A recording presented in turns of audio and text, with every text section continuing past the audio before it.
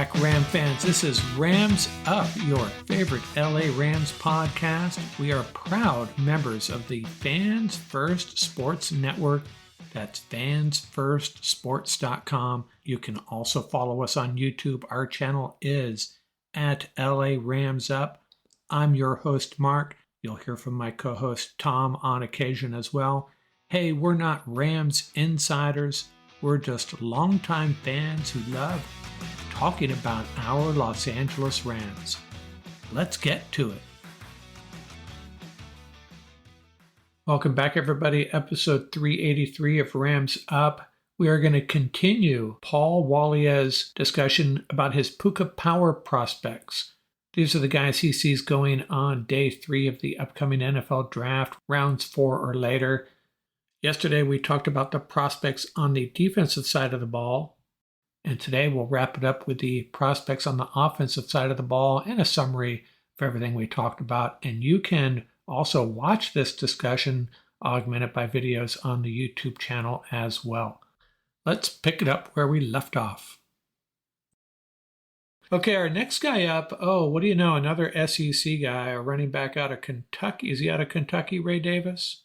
Ray Davis. And Mark, this is why we do the segment for players like Ray Davis. Wait till you hear this kid's story. So Ray Davis is one of my favorite players, if not my favorite player in this draft, next to Vaki. Okay, he's from San Francisco, California. He has 14 siblings. This is a kid, spent time in foster care, was also homeless for a period of time. But what was great about him, and he openly tells his story, there was a point in his life where he daily had to find a place to sleep on a regular basis. Like basically his priority was, where am I going to sleep tonight? Where's my next meal coming from? But he always found a way to get to school. He always found a way to play sports because that was his way of having human contact. That was his way of keeping his mind off of everything that was going on. But I just think about that, not knowing where your next meal is coming from at that age. He was fortunate. He was playing in a basketball league on a chance ride home, quote, and I use that in air quotes, right? Ride home. One of his friend's parents actually started talking to him and found out about his situation and supported him and helped him out. They eventually got him a scholarship to a school right here, Mark, in New York, in Dutchess County. It's called Trinity Pauling School. And then he wound up his last year to get eligible for college. He spent a year at what's called Blair Academy. I think it's in New Jersey. All right, to get eligible for college. At Blair, he ran for 1,700 yards and 35 touchdowns in 8 games. Let me say that again. 1,700 yards and 35 touchdowns at Blair. Okay? He finished his entire high school career with 48 touchdowns, and he also played defense, linebacker on defense. Right? He transferred to Kentucky after 2 seasons at Vandy, and he also played 2 seasons at Temple. He got the scholarship offer to go to Temple. He played in 44 career college games, 37 career starts. He finished his collegiate career, ready for this, Mark? 3,626 rushing yards, 29 rushing touchdowns. And add on to that 94 receptions for another 762 receiving yards, an additional 12 receiving touchdowns. All in all, 4,400 all-purpose yards, 41 total touchdowns. He is 4th on the NCAA's active career total rushes list with 733. So this guy, somebody might say, well, he's got a lot of wear and tear on him. That's okay. He was the first active player in Division I to chart 1,000 rushing yards at 3 different schools, Temple, Vandy, and Kentucky. First player in SEC history to gain 1,000 or more rushing yards at 2 different programs, Vandy and Kentucky. Is that impressive? Yeah, and consider the defenses he's going up against playing for Vanderbilt in Kentucky. Thank you. Yep. And it sounds like a guy that, to say nothing about his physical toughness, he's got to be extremely mentally tough. What you talk about character, right? There's not a grade you can give this kid for character. He's off the charts. But not only that, he is committed to being a well-rounded player. He has had one reception in 25 straight games. Okay? At the Senior Bowl, the coaches basically commented he was the best running back in terms of out of the backfield catching passes. Right? And there were some very impressive players out there with great skills out of the backfield. The kid has great vision. He is an absolute wrecking ball. He is that classic one cut and go, or I like to say one cut and trample. He's a great pass catcher. We just talked about that. Um, Kudos to him and all the wonderful people in his life that helped him to get to the point that he's about to get drafted. This is what professional sports is all about. He will never go hungry again. He will never be homeless again. And I hope he winds up as a member of the Ramley, because I think this guy is a great player, but he's even a greater human being. And you were talking about our buddy helping out and, with the homeless and, maybe talking to kids, going to schools, offering mentorship opportunities. This is the kind of player you want in the Rams locker room. Okay. This is a player, and I know the Rams are not big on drafting running backs. Even when they do, our backup running backs don't get a lot of burn, but this is just a kid you want on your team. This is the type of kid like Sione Vaki that you want to bring him onto your team, and the culture just around your organization is just going to change instantaneously. To hear this kid tell his story, and for those of you in Ram Nation, there's a lot of really good media out there about his story. And when you hear his story, you're just going to have a lump in your throat what this kid went through to get to this point. So, a fantastic ball player, even better human being. But watch him run the rock. I mean, he does not go down on first contact, always falling forward, always churning out extra yards, an absolute beast near the goal line. Hey, you sold me. I'm a Ray Davis fan, and the Rams do typically draft a running back. My special assistant and I have been arguing that you should do so every year, whether it's in the seventh Right. round or the first round, wherever it is. Draft a running back every year, and I suspect the Rams will. Listen, we don't have And enough. We don't have enough running back spots for the players that I cited already. I If we know, can I draft, know. Yeah. The next guy you cite as, I believe you cited him as the best blocking tight end in the draft. absolutely, absolutely. And let me qualify that. He's still very raw, right?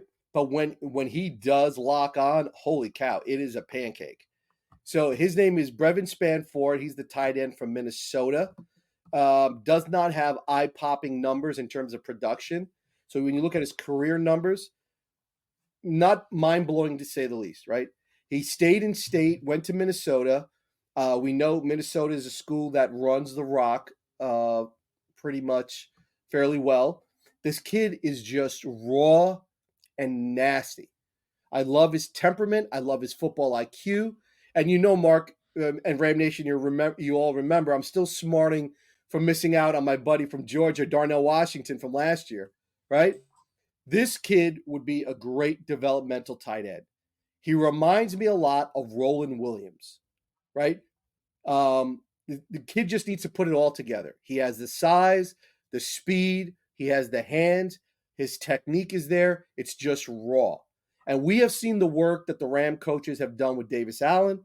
Imagine this kid with Davis Allen. We are talking some serious size and skill. This kid is listed 6'7", 270, Mark. 6'7", 270. And then we got Duncan Davis Allen, right?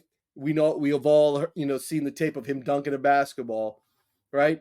This kid, along with Davis Allen, young, beastly, talented. In 23, he had 25 receptions, 239 receiving yards, and 2 touchdowns. Career stats: 95 receptions, 1,061 receiving yards, 7 touchdowns. His accolades: all Big Ten honorable mention, 22 and 23. Mark, academic all Big Ten his entire collegiate career. Let me say that again. Academic all Big Ten his entire collegiate career. And the Big Ten, that's saying something. Absolutely. There's a lot of very good academic schools there, as opposed to your SEC. Sorry. I think he's good. Did you just knock the SEC academic? Well, as compared to what we used to know as the Pac 12 and the Big Ten, I think that's a fair statement, but not to take I, anything away from. Go ahead. so so the Did SEC I just start it? Did I just start a first Paul Mark argument? never. Mark is my brother in arms always. So for my SEC Ramley out there, we know that the SEC works just as hard in the classroom as they do on the football field. All right. So one thing I will say is, Mark, think about this. Even if he does well at the combine, he's so under the radar. He would be a great developmental tight end. Now, tight end is definitely not a priority, and we all know my agita every year is just that we can never get that second tight end on the field in two tight end sets. It just doesn't happen. We run that 11 all the time. So the thing is, as a developmental tight end, he would be perfect. I think he's just going to blow people out of the water when he gets a chance to play, just like Davis Allen is getting a chance to play, unfortunately, because Higgs got hurt. But I think we just strengthen up that tight end room with this kid, and might even save money on a veteran contract, right? We can go even cheaper on a tight end because now we know that we have this kid backing up Davis Allen. Yeah, my thought on the tight end is number one, we don't know if Tyler Higbee is going to be ready to go. And if he isn't ready to go, and we're bringing back Davis On and Hunter Long, two really inexperienced players, although I'm hopeful about Hunter Long, what he could bring to this tight end group. Do they maybe just feel like they need to add a veteran, any veteran, to this tight end group as opposed to a draft pick? I don't know what the answer is, but just a thought. It's all dependent on Tyler Higbee's health. If Tyler Higbee looks like he's going to be good to go opening day, week 3 or 4, then yeah, add a draft pick. If not, maybe they bring in just a mid-level tight end to round out the room. But we And can talk. if that is the case, if Higbee's going to come back that early, first of all, I wouldn't rush him back. That's number one, right? Because we need him for the stretch run. There's no question about that, right? I think Davis Allen is going to shock a lot of people. I think that kid is uber talented. Yeah, I agree. No question about it. I think he's going to just stun people. And if they use him properly, his blocking game is definitely improved. But if they use him properly in the red zone and they put it up there on jump balls, etc., that kid can go get it. This kid right behind him can contribute immediately in the blocking game. And I think he would be perfect. Yeah, and I just can't get that look on Hunter Long's face when they wheeled him off the field because I feel like he felt this was his opportunity finally after battling through injuries his first 2+ years in the league.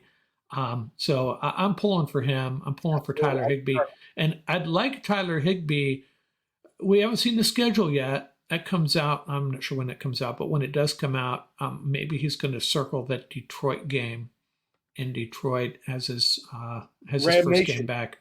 There's some payback when we get to play Detroit again. Listen, we never want to. Listen, this is not like we're not like those lunatics with the bounty gates in there. That was just absolutely horrendous. But there's some payback when we go back to Detroit. Iron Kyron also, Matt Stafford.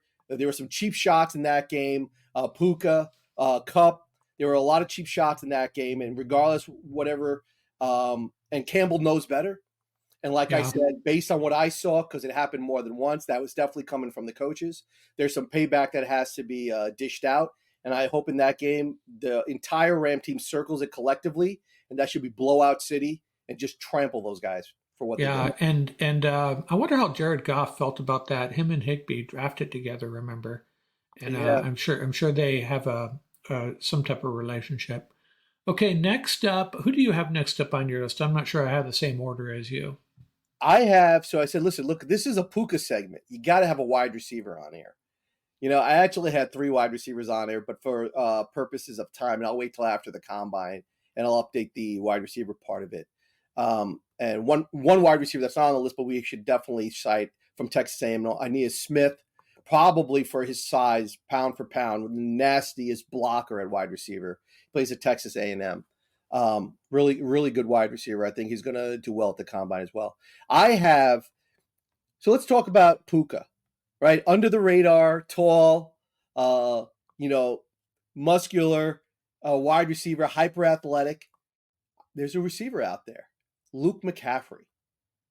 Luke McCaffrey has really, really grown on me. The more I watch him, he's had it not just an interesting career trajectory. Not only can we stick it to San Francisco as a bonus, but I really like this kid. And let me just go over a couple of highlights. 6'2", 205, right?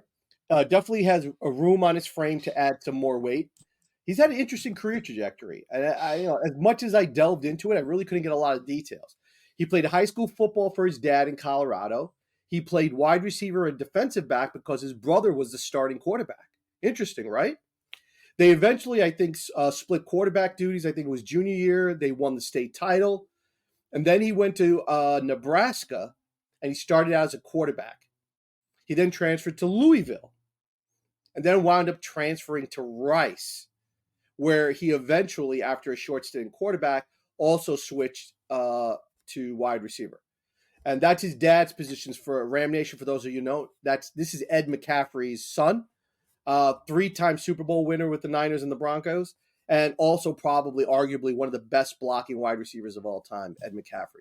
So Which explains why both McCaffreys played high school ball in Denver. Absolutely. So what I like about McCaffrey, I'm going to just focus on that 2023 year. He played 12 games, 71 receptions, 992 yards, 13 TDs. He was the team captain. Mark, do we see a trend here? Team captain, academic honor roll, all first team. Okay? So the kid definitely gets high marks for leadership, gets high marks for hustle and effort, but he definitely has a skill set. He looked okay. A lot of people knocked him at the Senior Bowl. He had a couple of drops, but listen, this is a guy who's played 1.5 full years at wide receiver at Rice. So, let's give the guy a break, man. But just the same way that they overlook Puka, I think people are overlooking this kid. He sounds like a poor man's Lad McConkey to me. Poor man. Look at you. Another McConkey reference. Absolutely. But he's just taller, right? Right. I love his height. I love his wingspan. He's got those long arms, that catch radius as he gets comfortable with in his hands. That catch radius is just going to get longer and longer. He already shows solid instincts. I love his yak ability. He needs to work on route running. He needs to, like I said, needs to work on his hands and tracking the football. 74-inch wingspan. He's not afraid. Did you say 6'2", 205? 6'2", 205. And isn't Cooper and Puka both like 6'2", 210 in that range? In that range, yeah, range. Are you saying there's some similarities there, Mark? Yeah. I mean, it sounds like he can probably help out with blocking a little bit as well. And on social media, what's great about a lot of his videos is they show him going over the middle, and the number of times his helmet comes off, everybody's posting like, perhaps you need to buckle up your helmet or get a different size helmet, because there's about 7 or 8 plays where his helmet comes flying off and he's standing there or sitting there on the field. He also is capable of returning kicks. There you go, right? Another way to contribute as a developmental wide receiver. I think he's a perfect fit for the Rams. 4th receiver, developmental receiver. I think he's eventually going to develop into a star. I think he's perfect for our list. I'm interested in seeing how it's going to go at the combine for him.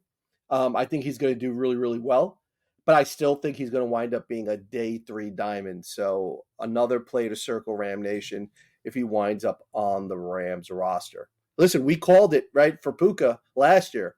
So let's see if it happens. Lightning hits twice. Yeah, and as far as the receiver group goes, with DeMarcus coming back, I'm actually developing a prioritized list of Ram needs, and I still think they need to draft a wide receiver. They don't need to bring in any veterans at this point. Any veterans they bring in would be icing on the cake, but to bring in a physical receiver, 4th, 5th, 6th round range, that's real promising. Now, if one of those top guys dropped to him at number 19, sure, but that would be ideal, right? Wouldn't that be ideal? Yeah. So, who do you have next on your list? All right, and shout out to the Rams front office for bringing back Rivers and D-Rob, right? Otherwise, probably if you're not a Ram fan, easy to overlook those guys. But shout out to the Rams front office. Yeah. Next up is Dotson and Witherspoon, or 2 very similar players, please. Yeah, absolutely. Listen, I think we're all in the same boat. And shout out to the Ram Nation for those of you that commented after our mock draft. Keep them coming. Glad to see your comments. Glad to interact with you. Mark answers the post, as you see, very, very quickly. So yeah, we always want your feedback and your insights. Absolutely. Yeah, and I can say for everybody in the Rams Up podcast, we are all in on Dotson. And I think we saw in real time when Mark got that update about the salary cap expansion. So I think we all smiled from ear to ear and said, listen, let's spend that extra money on Dotson, right? So this player is another player very easy to overlook. We're back in the SEC, Mark. Texas A&M, Aggie Pride. He's a guard, Layden Robinson, 6'4", 320.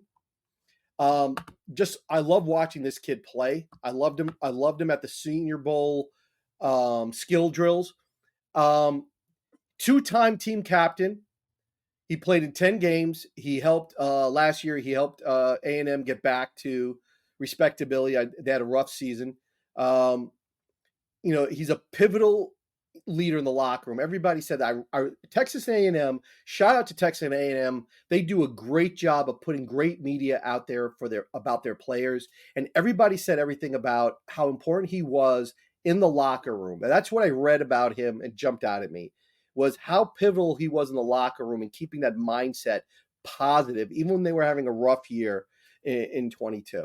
So having said that, he started 33 games over 3 seasons with the Aggies. He lines up primarily at right guard. Remember the two rushers, that Isaiah Spiller and Devon. I always say this kid's name wrong. How do you say his last name, Mark? The player you like? Ashane? The Notre Dame running back. Oh no. Achan. Yeah, Achan. I'm sorry. You're talking about the Dolphins draft pick. Yeah. So he had two 1,000-yard rushers behind him. So kid was named to the All SEC Community Service Team. That was the kid I was mentioning before. Let me say that again for Ram Nation. Kid was named to the All SEC Community Service Team. Huge locker room presence. He hustles and fights to the whistle. He was the only offensive lineman at the Senior Bowl drills. Go back and watch it, Ram Nation. He ran to his spot at full speed between reps. He was the only O lineman to do that. Okay? Every rep, whether he was getting to the back of the line or he was getting ready for his rep, boom, he was the only one that ran at full speed between reps. I think the Rams could use him at either guard position, depth for now. He's a possible starter, written all over him down the road. I think he would be a great addition. I love the community service. I love the leadership. And I love the durability, right? 33 games in the SEC, that's saying a lot. Now he's 6'3", 330. The numbers I have on him, and Yeah. does that lend itself to? Does he fit the power running scheme that they've been leaning on? Absolutely. And he's mobile. Absolutely. If you watch him, he's not stuck in concrete. This kid can move. He's nimble. Great hand usage. He's only going to get better with NFL coaching. He's got all the fundamentals are there if you watch him. The toughness, the hustle, the whistle to whistle effort, everything you need to be a success is there. He's also going up the draft board. Last time when I calculated him, they still had him at 4th or 5th round. So listen, offensive linemen are notoriously undervalued after round 3. So I think he's definitely going to be available as a day 3 player for the Rams, and I think he would be perfect for the Rams. Yeah, Draft Tech has him as number 152 on their board. This is a little outdated. I've had this up for a while. So you got 2 guys left, the quarterback and the running back. Who are you going to talk about first? I want to stay on that vibe of just players like you want around your team, man. And this is a player just had a nasty injury, and I know Ram Nation is going to know who I'm talking about. This kid, Jordan Travis from Florida State. There's been a lot made about the quarterbacks in this draft and McCarthy, et cetera, and everything else. And listen, quarterback is a tough position to evaluate. This is the first time I ever heard Mel Kiper say that. This year was like probably the hardest quarterback class for him to evaluate. And he named J.J. McCarthy as number 1, really hard to evaluate. And he's right. Quarterback is a very hard position to evaluate because that transition from college to football is really, really, I mean, it's mind blowing. And the proof is people talk about Brady. What was the evaluation about Brady coming from college to the NFL? It just tells you, right? It's really hit and miss. But I like this kid. And let me tell you why I like this kid and why he's perfect for our segment. So Jordan Travis out of Palm Beach, Florida, he was a 3-star prospect. He was rated number 24 dual threat quarterback. Everybody knows Jordan Travis probably because of his running ability.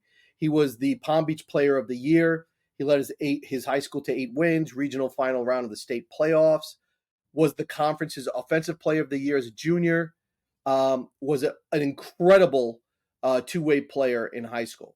His brother, Devon Travis, played baseball at FSU and also played with the Toronto Blue Jays. So you definitely got the DNA of athleticism in this kid right there.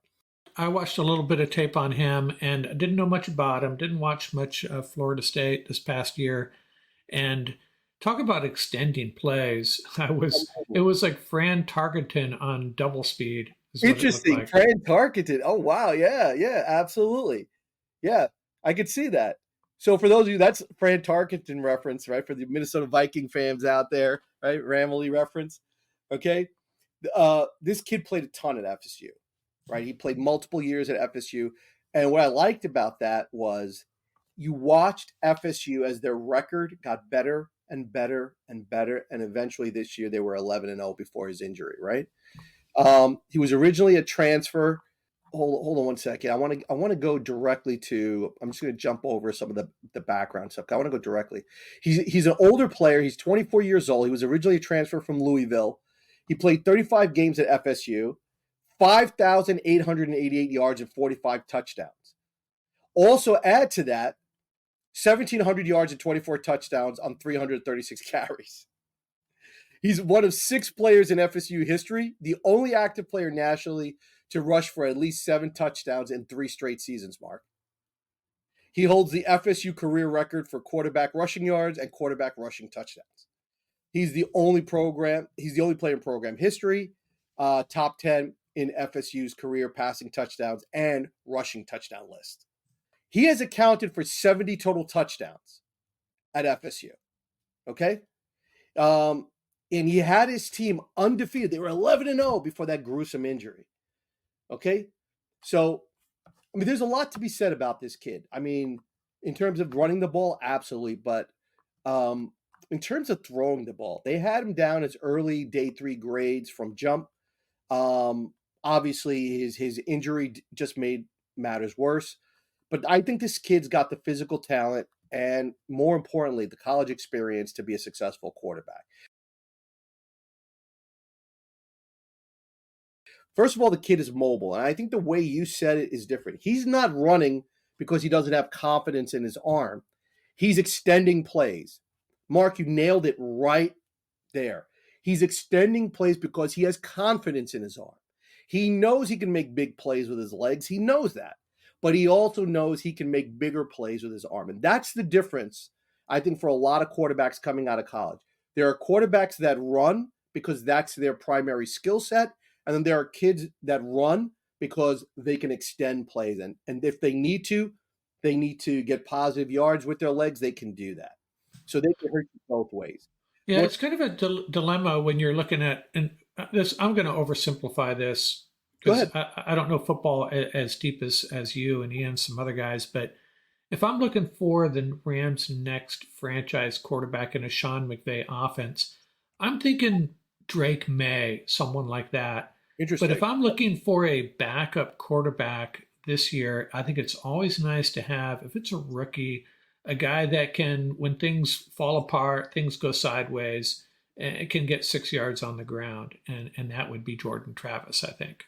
Yeah, or slide to the left, slide to the right, right? And then Yeah. boom, throw it downfield, right? So that's exactly what we're talking about. I mean, the kid is cool under fire. Anybody who watched Florida State the last 2 years knows this kid is cool under fire. He's hyper competitive. His leadership ability is just absolutely amazing. He knows how to rally the troops around him. His interviews have been outstanding. So let's just stop. Leadership, mobility. Also, the kid is accurate. Now, the one thing I will say, for to the Ramley and for everybody in his camp, right? The kid needs to go into the weight room, needs to work on the arm strength, because right now the one knock against him is his arm strength. A lot of the deep balls that he threw were underthrown. And if you watch a lot of the Keon Coleman tape where they say lack of separation, I counted 10 balls that if it was out in front of him, there would have been plenty of separation. So just want to throw that out there because I know Casey's getting a lot of knocks against him for not being able to separate. So if you put that together, if you watch Travis throw the ball into these tight windows, he's able to do it. He gets rid of the ball quickly, has a nice smooth release, has that snap at the end of it, has a nice tight spiral. But the arm strength is definitely something that he needs to improve. I think once he gets stronger, once he hits the weight room, once he starts eating that NFL food, he'll start put on a little bit more weight. The accuracy is there and the consistency is there over the last 2 seasons. That's what I've seen. And then I think as he gets stronger, he's going to be able to drive the ball downfield with consistency. And talking about consistency, 22-23, the 2 seasons. All right. In 22, he threw 24 touchdowns, 5 INTs. 23, 2 fewer games, 20 touchdowns, 2 INTs, Mark. Do you like that touchdown INT ratio? 3,200 yards in 22, 2,750 yards in 23. Mark, you ready for consistency? Completion percentage, both years, 64%. In 22, he averaged 247 passing yards per game. In 23, 250 yards per game. Both years, Mark, 7 rushing TDs. Can you get any more consistent than that? Holy cow, right? And I actually had to double check because I thought I had those stats wrong. So I went to 2 different sites to double check. I was like, wow, that is remarkable consistency. And when you are throwing with that type of consistency, how can you tell me that this kid does not have a smooth, repeatable release? That's what this kid has. The arm strength will come. I don't think he has a weak arm, not at all, right? The way that he puts a zip on the ball. I just think he has to develop that arm strength. Half of that is mechanics. The other half, like I said, is getting stronger. But Yeah, I'm sold on this kid. Yeah, but before we move on to the last guy, Florida State's been popping up a lot in my mock drafts. Yeah. And I just filtered for Florida State. They're going to have quite a draft class. Jared Verse, Keon Coleman, Trey Benson, a running back I think you think's underrated. Braden Fisk tore it up at the Braden Fisk may have been the standout at the Senior Bowl. And I liked Johnny Wilson from day one. And I also liked their cornerback, Renardo Green, and now Jordan Travis. A bunch of other guys. They got a bunch of guys here that are draftable. Renardo Green was on my list, by the way. For the sake of time, we didn't go over, but I'll do it probably after the combine because I want to see how he does at the combine. But I think Renardo Green is going to be a real sleeper in this draft. Yeah, he fell into one of my drafts, and at the time I picked him, I didn't know who he was. I just needed a cornerback in the 6th or 7th round, whenever it was. Yep. Must have been the 6th round. And these players that people have a hard time sort of pigeonholing, are they a cornerback? Are they a safety? They are made for the modern day cover 2 scheme. Dude, keep the ball in front of you, make a play on the ball. That's what they're made for. Yeah. The last guy is a small school running back. Is that right? Oh, yeah. The Jackrabbits. All right. So, this is one of my favorite players in the draft. I love this kid. I love watching him run. His name is Isaiah Davis from South Dakota State. Just a quick overview, grew up in Joplin, Missouri. As a senior, he was named the Missouri Gatorade Player of the Year, rushed for 45 touchdowns, also caught 19 passes for 2 more touchdowns. He also played linebacker on defense. He played at Dakota State. For those of you that don't know, 2-time national champion FCS, of course, 22 and 23. He was a first-team All-American in 23 FCS, Missouri Valley Football Conference Player of the Year, 2-time first-team All Missouri Valley Football Conference, Mark, trend, 23 team captain. He was a team captain for 2023.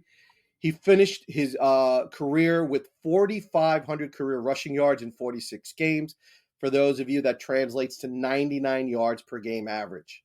He's tied for sixth in program history with 51 career rushing touchdowns. Okay, once again, in 46 games. All right. He is a no-nonsense, violent runner. He has patience, got fantastic fundamentals. Mark, 2 fumbles in 2 years. Okay. He was the lead back, obviously, for these 2 championship teams over the past 2 seasons. Great in short yardage, great in the red zone. He is a cut-and-go runner with great balance. Got the best stiff arm in the NCAA. Watch his footage. You will see at least twice that stiff arm come into play. He's always falling forward, always fighting for extra yard. He has worked hard to improve himself as a receiver and does well when he leaks out of the backfield.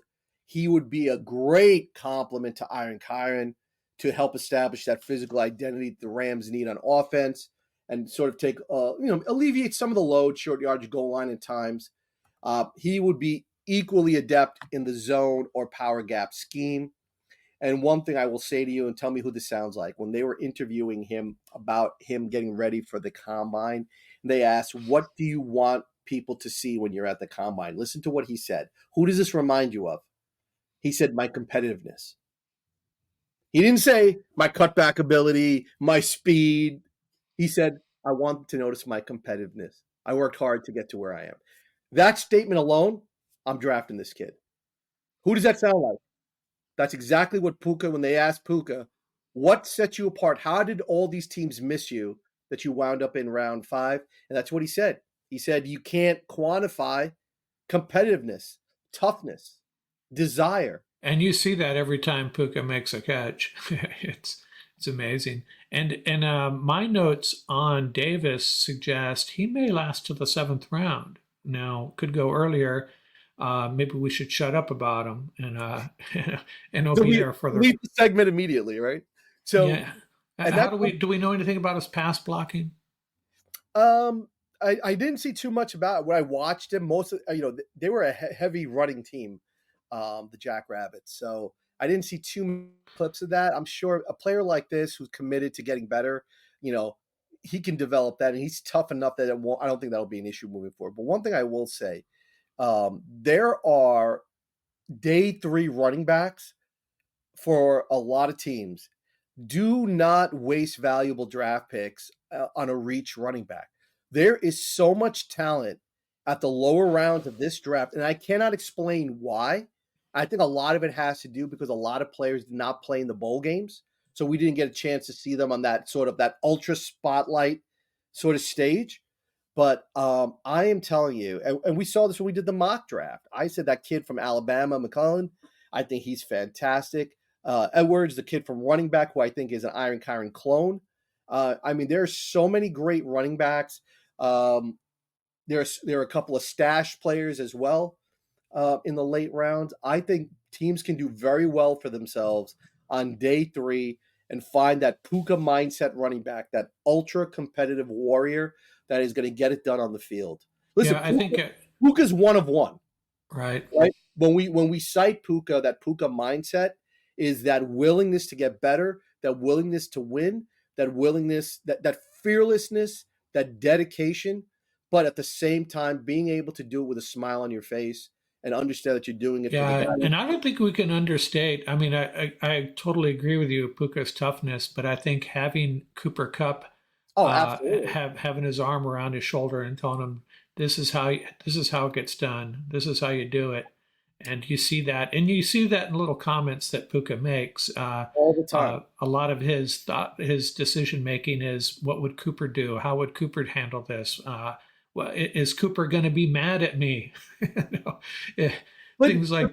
But that's the whole idea, right? When you have the luxury, right? Greatness recognizes greatness, right? I love that phrase. But recognizing that is one thing, but helping to develop it is another. I'm not going to shout out any name, but remember, not too long ago, there was a player that was asked, "Are you going to help that player develop?" And he said, "That's not my job." Remember that? Right. That's happened quite a bit, yeah. And that soundbite says it all. The difference is, and when people have a chance, there's an incredible Ram media out there about the sound bites, particularly about Cooper Kupp and Puka. And those little exchanges, right? Yeah. There's about 15 of them where after a play, Cooper just turns to Puka and says, Puka, you're a baller, right? Yeah. And, this is going to sound really maybe cheesy, but in my career, I try to never say it's not my job. Yeah, right. I try to never say that. It doesn't have to be your job. You can step up and do things that are outside your normal scope of duties. If it's going to help a teammate, if it's going to help another team, if it's going to help a neighbor, just step up and do it. It's that willingness to help. Some people have it and some people don't. I guess And, that's what it and comes down to. that's actually a very classic principle in organizational psychology, industrial psych. Mark, and for Ram Nation, that comes up a lot. Is that usually your most talented workers take on the most responsibility, or begrudgingly have to take on that responsibility because they want to get the job done, right? So what usually happens is your least talented employees get the least amount of work, which is absolutely like sort of counterintuitive, but that's usually how it plays up in larger organizations. In this case, when you have guys like Donald, when you have guys like Whitworth, when you have guys like Cup, you have guys like Stafford that are willing to teach and willing to support and willing to, just encourage and mentor other players. That's how you build a winning dynamic. That's how you build a winning organization. And we saw it play out with Puka. Cooper Yeah. in his ear. Cooper in his Yeah. ear. Can you put a value on that? Right. And the video that just came out on social media, Mark, sorry to interrupt. There's a great video of the two of them working out. I think it's only a week old. The two of them working out. Right. I saw that. Fantastic. Yeah. Well, getting close to closing here, and I have two comments I wanted to make. Back to the running backs. I think with the Ram running backs, whoever they bring in, they're not going to get on the field until they can pass block. So if Isaiah Davis can't pass block, he'll learn it. And when he does learn it, I almost wonder if it's Matthew Stafford that gives Sean McVay the thumbs up. Yeah, okay, you can put that guy out here to protect me.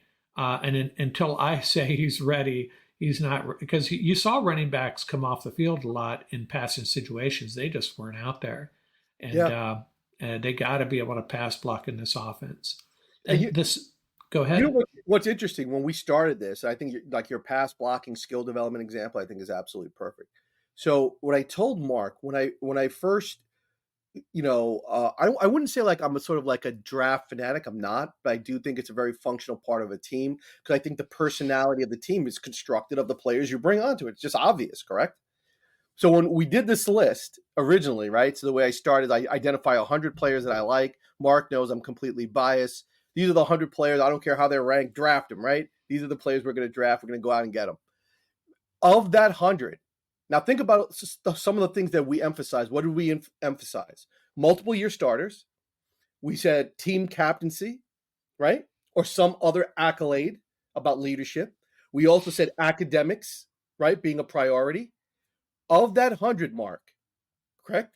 That were day 3, almost half now are day 2. Do you think that's coincidental? Yeah, makes sense. It's the personality characteristics and a lot of these intangibles that get undervalued early on. But once, as we say, the proverbial, when all the BS stops, that becomes a very critical factor. And as you're saying, when you're bringing in these players, they may not contribute today, but you have to have an eye to the future. That's why this segment, I love doing this segment. And I love doing it with Mark because Mark, definitely is able to pick up on that, is that finding these players that are under the radar are really, when we're bringing them in, is for the eye for the future, not just what they bring today. So they may not be an instantaneous starter like Mark is saying, but down the road, who knows, right? But they might be instantaneous starters. Nobody picked Puka. Brian Young, shocked everybody. And listen, Kobe Turner shocked me. I didn't think he would be a day 1 starter, right? So there you go. So please continue your thought. I just wanted to Kyron Williams, another 5th rounder. Kyron, yeah. Well, the one thing I wanted to add is like one of the reasons we wanted to do this segment was we wanted to get ahead of the combine and call out a bunch of players that we like and that Paul likes, and that are going to rise, possibly elevate their name at the combine. Uh, One thing to keep in mind, though, is, and from what I've been reading, the Rams aren't going to put a lot of weight on the combine. Apparently, they They haven't the won't. last few years. They put a they've I think they've a lot of their decision making is already done, except for maybe some interviews. Now I don't know if there's going to be any Rams staff there interviewing players. They want to. They do the interviews virtually. That's Oh, why they don't okay.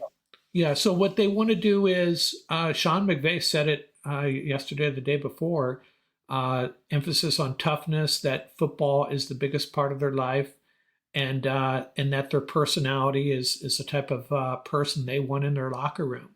And I think every one of the guys that you described fit that. Now, what we it's interesting. You almost hope that if the Rams don't put any weight on in the combine, you almost hope a couple of these guys don't shine at the combine. They trip and fall in the 40. Look at Mark. Oh my It's not God. good. The Sean McVay's not going to care. He's not going. If he likes Trevin Wallace, um, do we want Trevin Wallace to kick some butt at the Well, combine? Maybe not. Yeah. so how do you interpret that? Like the fact that they, not that they dismiss it. I don't think they dismiss it, but they don't feel like they need to have like this real time presence Right. there. Everything they say that, listen, it's modern age. Like, the way he said it was, listen, I can watch all this from home, or Right. the famous Ram house that they go and they watch everything, right? So, which makes a lot of sense. There's a reason that all that is transmitted, right? What in your mind, how do you interpret that? Like, what does that mean in, we know the sort of the nice way, but what does it really mean to you, like when it comes down to the nuts and bolts of everything? What do you think it means? You mean about what McVay said about not attending the combine Yeah. and not What do and you DM? talk about the Rams as an organization, right? Not attending the combine. What do you think it means? I think it means that the time that they have the film on the players, they can do their interviews, and if Trevin Wallace runs a 4.52 or a 4.92, they don't care. And I could be wrong, but I mean we saw what Puka did at the combine last year. Yeah. They're almost, you almost felt like they were going to ask him, son, you need to go home. This isn't going to work out. So I don't know. Is my answer what you expected? No, I'm just interested in everybody else's thoughts because remember a while ago we did a pod and we were talking about the draft. I think the first time we did the draft thing, and one of my favorite football, just not just players but just football people, is Ozzie Newsome. And when he was running the for the Ravens, Ravens. Right. so he said something that always stuck with me. He says, "I already did my board, right?" He says the combine only does one thing for me. They move them up, or we identify something medically that makes us question something, right? We don't restack our entire board based on the combine. You can only get moved up or you stay where you're at. The only time that somebody gets penalized is because of some type of medical situation.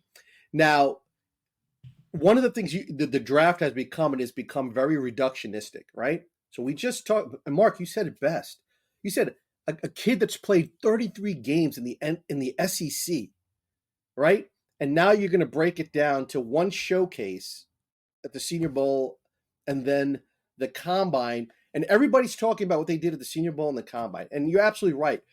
You and I want to see how they do when the pressure's on, right? And I think that one of the biggest changes for the NFL moving forward is evaluating players when more than half of them are not going to play in bowl games, right? They're going to opt out of the bowl game. And I think that's going to be a big challenge for a lot of NFL teams moving forward. Because for me, the bowl games were always, under the clutch time. I want to see how the players roll.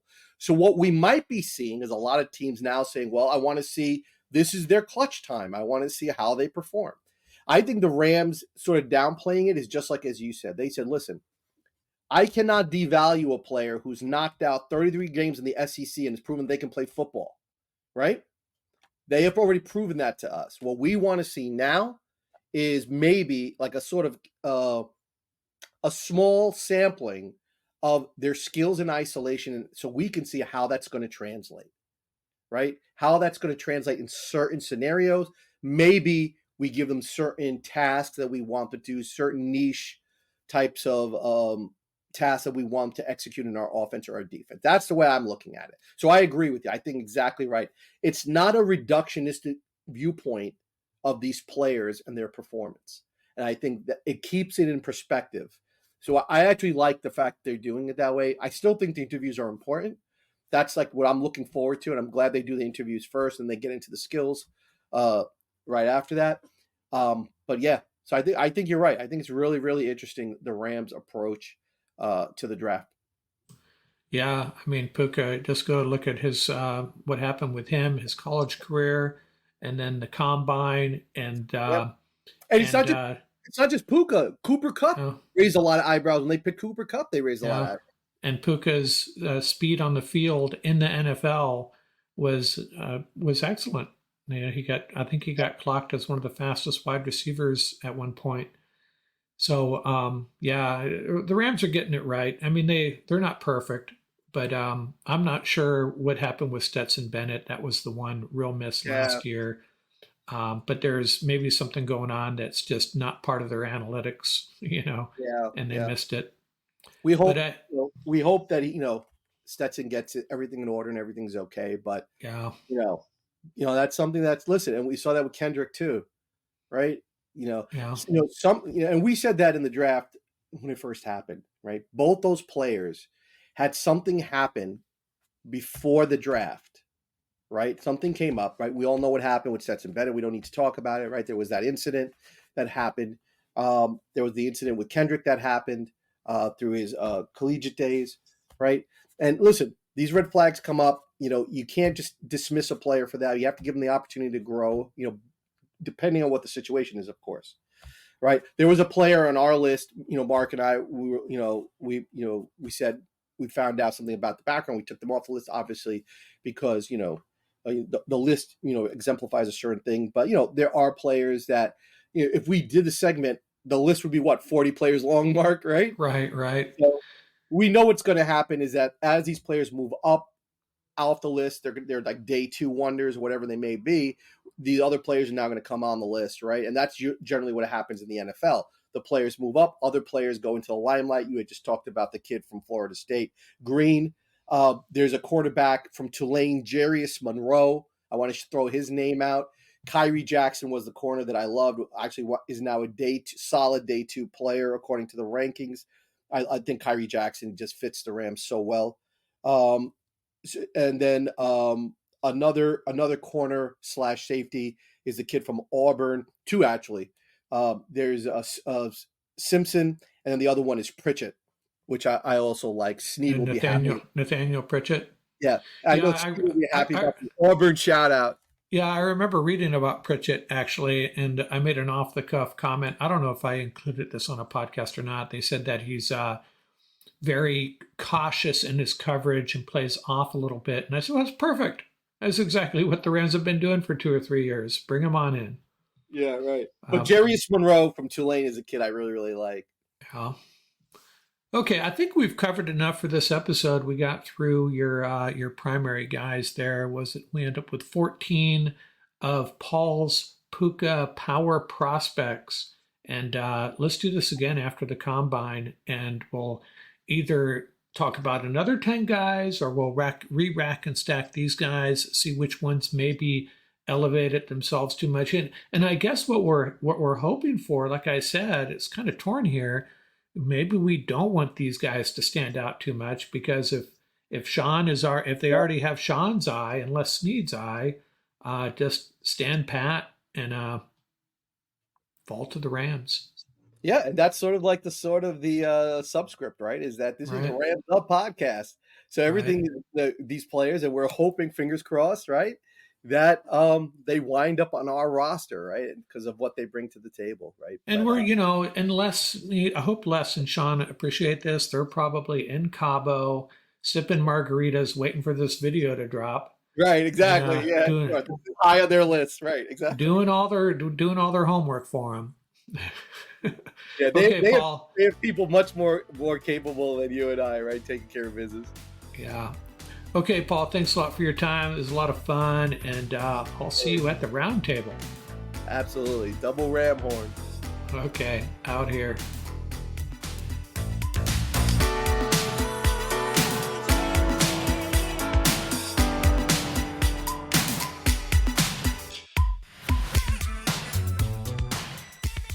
That's going to do it for this episode.